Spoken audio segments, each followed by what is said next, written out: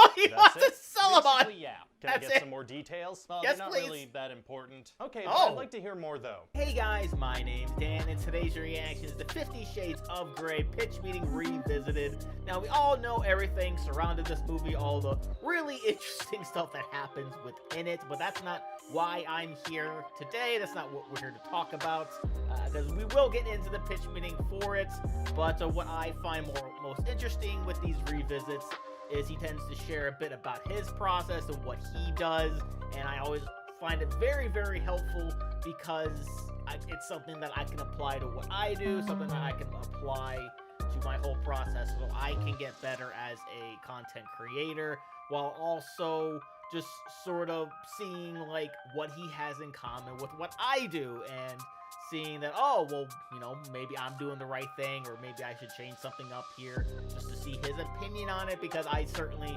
really do respect his opinion. But before we get into all of that, please do check all of those links I have for you down in the description below. More specifically, the pitch meeting link and his personal link as well. They're both great ways to support him, and a great and easy way to support me is to go right below this video, click all those buttons down there, because I always like to see future reactions that I do, but also it's my channel to grow. Without any further ado, let's go. Hello there, this is Ryan George from the thing you're currently watching. As I'm recording this, we are on the cusp of the release of Madam Web, a movie, a cinematic experience, really, that's set to rival the likes of Morbius as a movie. Oh, no. So since I'm going to be diving into the pitch meeting for that for next week, I figured this week would be a good time to revisit the pitch meeting for 50 Shades of Grey. That's right. This is all really interesting because he normally doesn't give like a preview of what he does for the next week. So this is really nice. I'm really glad he's doing this. Please enjoy that, and then stick around after that because I'm going to talk about it and stuff. And while you're doing that, I'm going to drop Madam Web. Sure, why not? You have a book adaptation for me. Yes, sir, I do. It's called 50 Shades of Grey. And what's it about? Well, it's kind of like porn, but with a lot more character stuff that's very slow-paced. Okay. That's all he wants to sell them on. Yeah. Can I get some more details? Well, Yes, they're not please. really that important. Okay, but I'd like to hear more, though. Okay, well, the main character's name is Anastasia Steele. Did you get that from one of those stripper name generators? I did. Oh, God. They are. I put my name in there, and it said Harry Ramrod. Hilarious. So this character, what's her deal? So she has to interview this billionaire named Christian Grey, all right? And he kind of instantly falls madly in love with her. So she's like super sexy with a great personality. Oh, no. No. That's a lot of no's. No. Okay. Damn. Yeah, no, her entire deal is that she's very, very plain, so, you know, our target audience could identify with her. Interesting. Nope, not interesting. Right. Anyway, we're gonna find out that Christian is into BDSM. Oh, well, that is interesting. You'd think so, but pretty much the entire first movie is him trying to get her to sign a contract. Well, first movie? There's more than one of these? Yeah, it's a trilogy. Wow, what are the other ones called? Well, the first one is called 50 Shades of Grey, right? Sure. And so the second one is called 50 Shades Darker. Oh. And so the third one is called 50 Shades... Freed. Oh, what? It just seemed like you were gonna do something clever there. Yeah, with the color. But then it was just nothing, yeah. So anyway, Christian's gonna be a weird, possessive stalker kind of guy, and she's gonna come to realize that he's kind of a monster. No, she's gonna be really into it. Oh, she is. Yeah, and by the end of the movie, she's gonna agree to do the full BDSM stuff. Okay. And then she's gonna get mad because he did the full BDSM stuff. Okay, so she breaks up with him? She does, and that's basically how the first movie ends. Wow. So in the second movie, they're gonna get back together and try to have a normal relationship. It's just gonna be about a man and a woman that are in a relationship? Pretty much, yeah. Okay, I mean, I guess that sounds like a standard romantic comedy. Yeah, kind of, except it's not gonna be romantic or funny, and none of the characters are interesting or even likable for that matter. That sounds kind of boring. It sure does. But I did spice things up by throwing some random bullshit in there. Random bullshit. Yeah, like at a certain point, Christian just crashes his helicopter in the middle of a forest. Oh, that is pretty random, right? Yes, it is. And we're gonna see him struggle to get back home. Actually, no, that's gonna be super easy. Barely an inconvenience. Really? Yeah, he's just gonna show up back home and then we're never gonna talk about it again. Wow. We're also gonna have nice. Anastasia's boss randomly try to rape her. Oh my god. Yeah, he's gonna stalk them like the whole movie. Kinda like Christian did. Yeah, but this time Anastasia's not into it. Gotcha. So this guy's gonna have snuck into a masquerade ball at the Gray Mansion, taken a picture of a family picture, printed out that picture, and then later burned it with a cigarette because he's angry. That seems overly complicated. It sure Very is. much so. Seems like he could have just printed a picture of Christian from the internet and put a cigarette through that. Could have, yeah. Or, you know, not done that at all. Also a possibility. Sure. Then there are a couple of characters that are mad that Christian isn't sleeping with them anymore. And that brings us to the third movie. What happens in that one? Well, they're married now, so they go on a honeymoon. Right. So, yeah. Okay. I mean, again, it seems like there's not much going on story-wise. No. Yeah, there's not. So I threw some random bullshit in there. Oh, you did? Yeah, the characters that are mad about not being the sexual partners of the protagonists are gonna come back in, like, the last 10 minutes of the movie. Wow. And that's it. That's it. What do you think? Well, I mean, they say sex sells, so let's put that theory to the test. Yeah, great. Sure. No. God. There she is. She's looking pretty good, if I do say so herself. She did her makeup. She got a little bow in her hair. Yeah, she doesn't looks have hair, but she's still nice. looking good. Were you expecting me to draw Dakota Johnson? I would never. So that was actually the 14th pitch meeting I ever made. You could tell it's old because of the slower delivery. Nothing in that video was tight. There's a joke to be made there, but I'm not gonna find it right now. I didn't remember that I covered all the 50 Shades movies within this one 4-minute video. I guess that's how unimportant they felt to me. I guess I was like, these don't each deserve their own pitch meeting, but maybe that would be funny to do.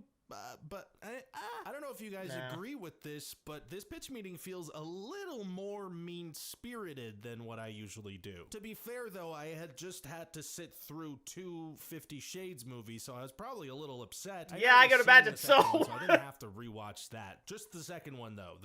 I'll explain later. Part of me does want to redo these movies as individual pitch meetings, but they're also a little tricky to cover, I think, because, well, I guess I hadn't yet exactly decided on this back then, but I do like to make my videos a little more family-friendly. I'll do the occasional bleep swear word for the sake of surprise, and obviously executive guy, I have him say just disgusting things, but innuendoally, which is a word, but I'm very aware that a lot of people watch these videos as families with their little kids, and it just doesn't feel necessary to be super vulgar, so I don't really do it. The subject matter of these movies obviously makes that a little more difficult. Maybe I'll start a Pitch Meetings After Dark channel. I probably covered all you actually need to know about these movies in this video, though it doesn't get much more complicated than what I mentioned. In the third movie, there is so much time spent on them honeymooning that it starts to feel like that channel in a hotel room where you just see an attractive couple enjoying that hotel's amenities. Now here's the thing though, do I recommend watching these movies?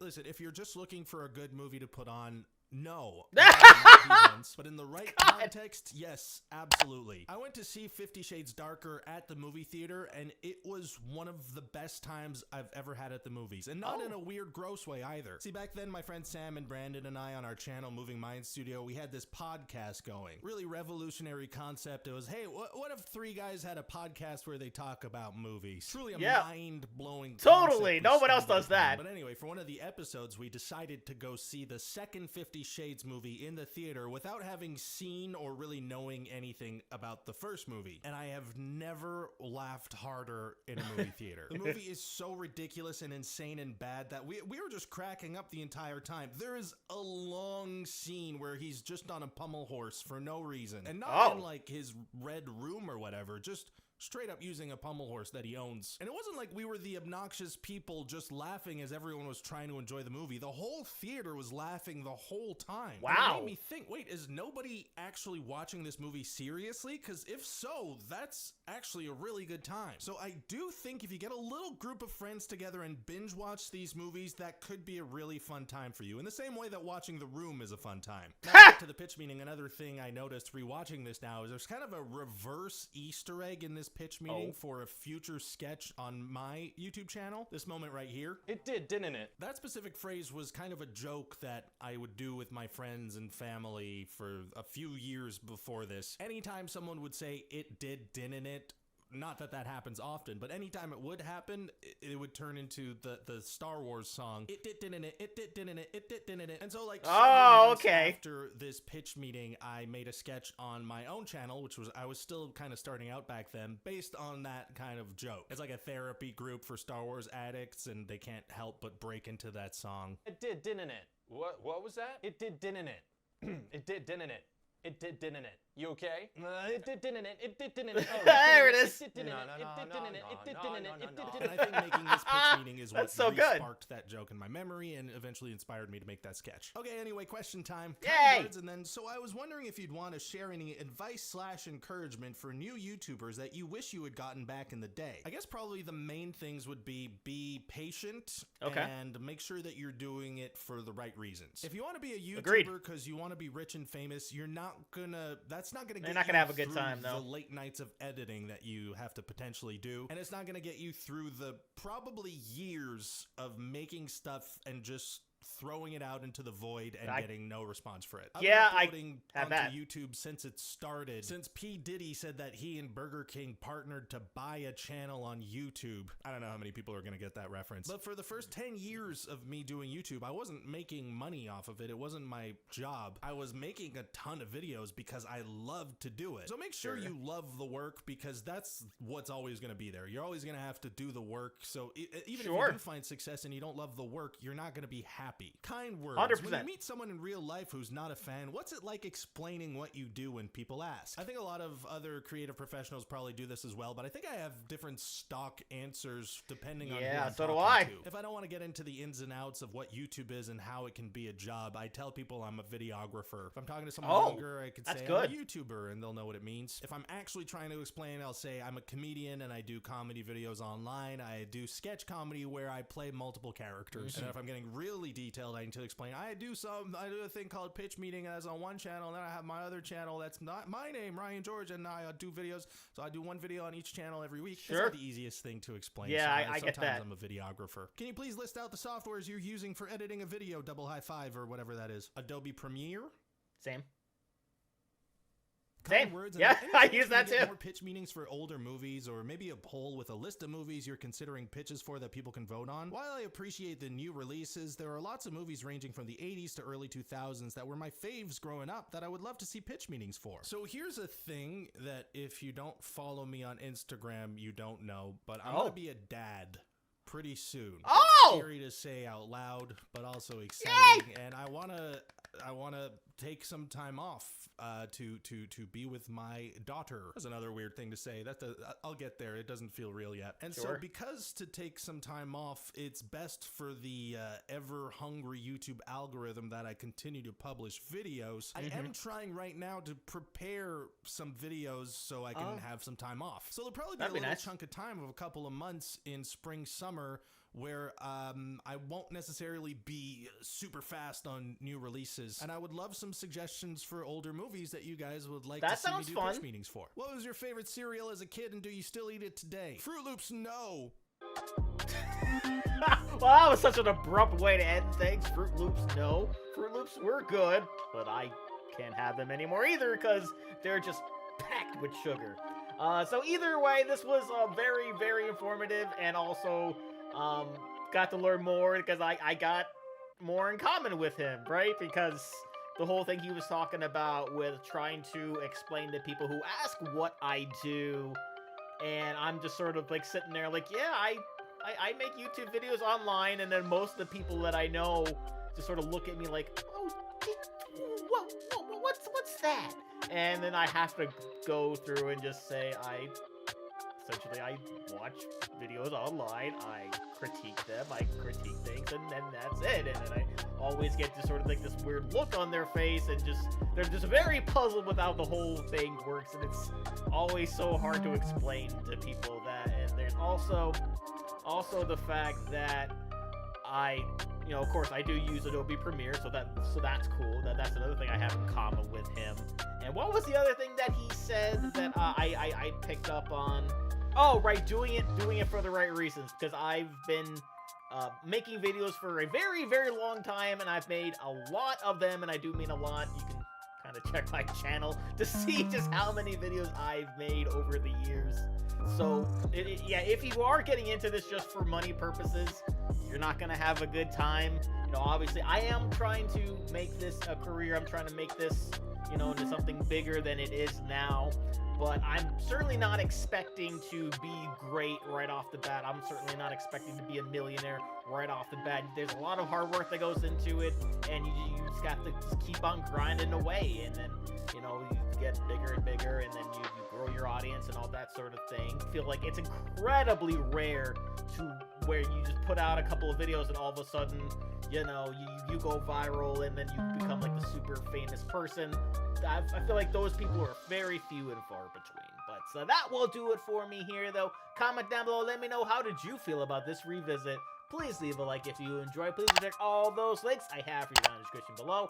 And lastly, and most importantly, I want to give a huge shout out to all my $5 and up supporters on Patreon: Luchador, Cruising, Wolver 310, GBN, Kester Kronich, Amber K, Raymond Bright, Joshy, Angel Garcia, Chris Curtis, Haley Mastronardi, Ann Perry, Larka, Fox Cacophony, Leo Harris, Dancing Viru, Morgan Page, Alfred Frioli, Kaylee McKinney, Meme Pro, Izzy, and Luca Luna. And I'll see you guys next time.